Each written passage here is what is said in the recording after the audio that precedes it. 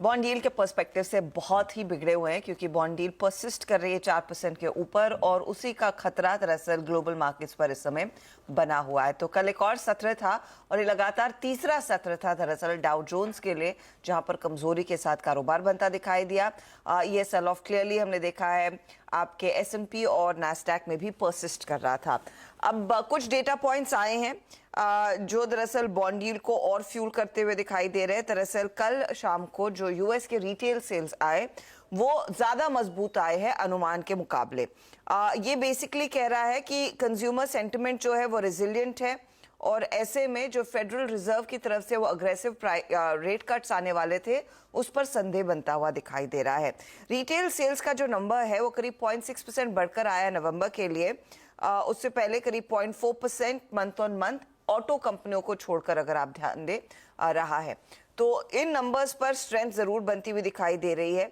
Overall इजाफा बना है और यही दरअसल बॉन्ड डील को ऊपर की तरफ लेकर जा रहा है 4% के ऊपर। इनफैक्ट 4.12% के आसपास वो बॉन्ड डील लास्ट देखी गई थी 10 ईयर यील्ड।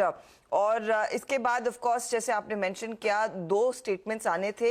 एक तो क्रिस्टोफर वॉलर उन्होंने वार्न किया है कि बहुत धीमी तरीके से वो मॉनेटरी पॉलिसी की ईजिंग होती हुई दिखाई देगी। तो और ज्यादातर लोग यही कह रहे हैं कि market is run ahead of itself. Market कुछ ज्यादा ही अपेक्षा लेकर पहले ही बहुत ज्यादा बड़ा रिएक्शन दे चुका है और बहुत ज्यादा उम्मीद कर रहे हैं कि जल्द से जल्द और बहुत स्विफ्टली वो रेट कट होंगे। वैसी स्थिति नहीं देखने को मिलेगी और बार बार आपको याद होगा पिछले पूरे हफ्ते ऐसे बयान आए हैं और कल भी वैसा ही बयान आया। इनफैक्ट मिशेल बोमन उनका जो स्टेटमेंट था वो प्राइमरीली बैंकों के कैपिटलाइजेशन से जुड़ा हुआ था। लेकिन ध्यान रखिएगा जो वर्ल्ड इकोनॉमिक फोरम डावोस में चल रहा है वहां पर भी कुछ बयान आए और ये सिर्फ अमेरिका के रेट कट के पर्सपेक्टिव से नहीं थे, ग्लोबली जो रेट्स का हाल रहा है उसके पर्सपेक्टिव से थे। तो ईसीबी मेंबर्स ने इंडिकेट किया है कि रेट कट प्रोजेक्शंस पर ज्यादा आप मार्केट में तेजी अननेसेसरली ना करें, क्योंकि जब वो डेटा पॉइंट इंडिकेट करेगा और जब वो कॉन्फिडेंस आएगा कि इकोनॉमी में स्थिरता है, इन्फ्लेशन पूरी तरह से नियंत्रण में है, उसके बाद ही रेट कट की गुंजाइश है, उससे पहले नहीं। और यही वो स्टेटमेंट्स थे जो दरअसल रैली को बार बार थोड़ा सा कमजोर कर रहे हैं या फिर उसमें से धीरे धीरे करके हवा निकाल रहे हैं। तो वो एक पर्सपेक्टिव है। दूसरी तरफ अगर आप गोल्ड का हाल देखें, गोल्ड में भी कुछ कुछ करेक्शन देखने को मिला है। $2010 के आसपास ये आ चुका है।